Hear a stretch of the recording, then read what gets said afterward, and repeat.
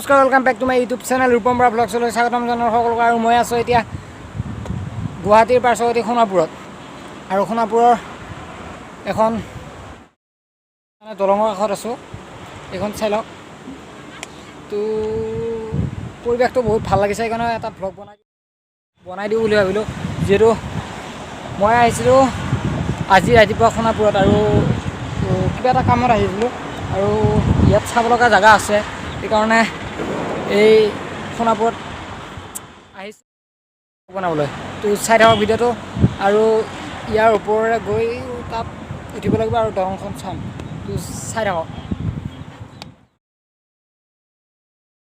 সৰ্বনাশ, মোৰ মাইকটো খুলকি গ'ল, বেয়া নাপাব। চাউণ্ডটো কেনে হিচাপ কৰিব নোৱাৰোঁ, আৰু পিকচাৰ কোৱালিটিটো একেবাৰে বেয়া হ'ব, কাৰণ সূৰ্যটো যেতিয়া মোৰ মুখত পৰি থাকিব আৰু ক'তনো পিকচাৰ কোৱালিটি ভাল হ'ব। তো মাইকটো লগাই লওঁ। আৰু দলংখনৰ ৰেল আহে নে নাহে, নিশ্চয় আহিছে চাগে এবাৰমান, যিহেতু মুকলি কৰিছেতো। মই সম্পূৰ্ণ দলংখন ভিতৰত নাযাওঁ, কাৰণ মোৰ অলপ ভয় লাগে এইবোৰ দলং চলঙৰ ওপৰত উঠিবলৈ। তো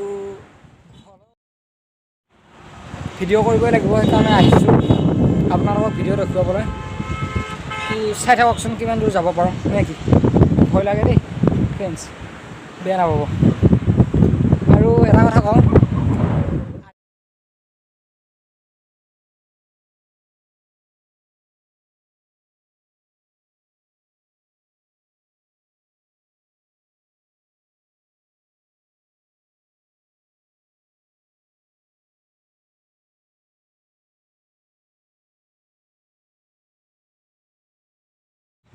টুপিটো আজিৰ পৰা নিশ্চয় ব্লগত থাকিব।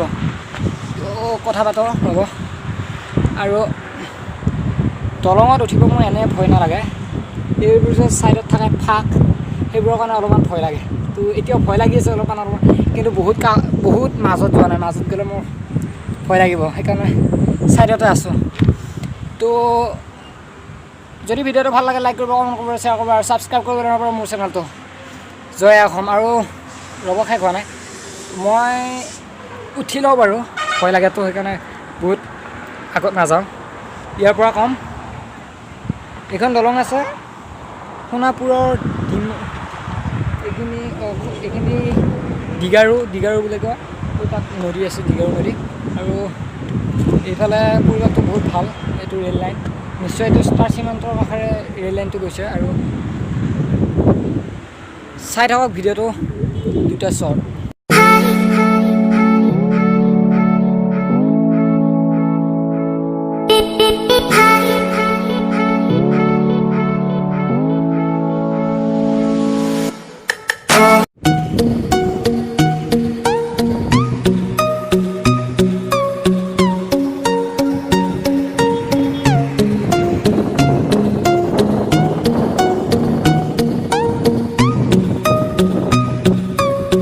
দলংখনৰ তলৰ দৃশ্যটো বৰ সুন্দৰ দৃশ্য, যিহেতু সূৰ্যটো যাওঁ আৰু মই দলংখনৰ তললৈ আহিলোঁ।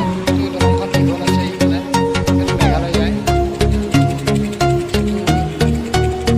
এই চাইডটোৰ পৰা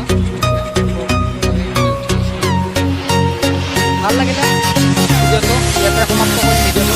আৰু যদি ভিডিঅ'টো ভাল লাগে লাইক কৰিব, কমেণ্ট কৰিব, শ্বেয়াৰ কৰিব, আৰু ছাবস্ক্ৰাইব কৰিব নাপাহৰিব। আৰু এনেকৈ অসমীয়া ইউটিউবাৰবোৰক আমি নতুনকৈ যিবোৰ কৰি আছোঁ, আমি আমাৰ নিচিনা চেনেলবোৰক আপোনালোকে অলপ সহায় কৰি আগুৱাই যোৱাত সহায় কৰে।